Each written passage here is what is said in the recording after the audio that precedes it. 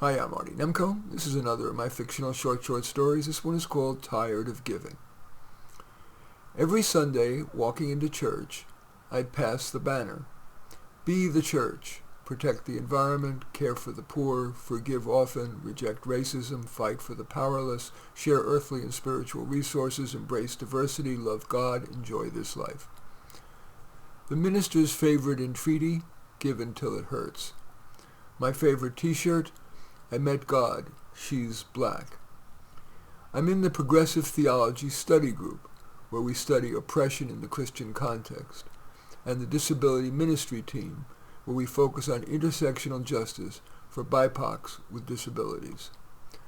My job is at Rise Up, where I raise money to help adults from underserved populations.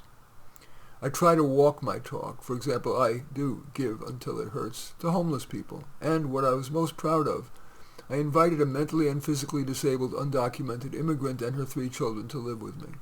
It was cramped, but I felt I was doing God's work. But then she made a request that, I don't quite know why, made me cry. She asked me for $1,000 and promised she'd pay me back when she could. I went to the credit union, took out the money, and handed it to her.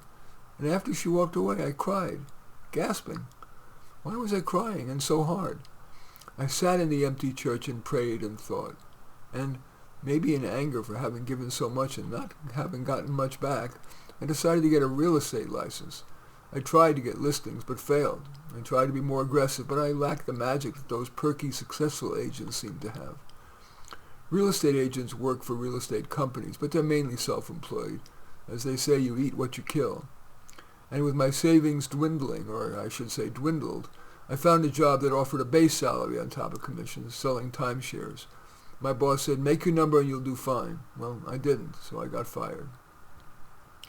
What could I do that kept my religious values but made good money? Well, a member of the church told me she pays $100 an hour for an autism coach for her child. And all she does is help reduce his arm flapping, his overreactions, his refusing to engage. She said it was not much more than common sense and patience. I thought I could do that. So I called her and she referred me to a parents group of autistic kids, and so that's what I did for a while. But while I am a patient person, I wasn't patient enough, and I got sad, frustrated with how slow the progress often is. I'm sitting in the empty church now, writing this to you, hoping that doing that, or prayer, will help me figure out what to do. In any event, that's tired of giving. As usual, I welcome your thumbs up and accept your thumbs down. I always look forward to your comments, and especially like it if you hit the share button below. Share on your social media so that my efforts can have broader impact. And I am flattered if you choose to subscribe to my channel. And certainly would welcome you taking a look at any of my 36 books. Perhaps most relevant is A Dose of Reality, but all 36 are on Amazon.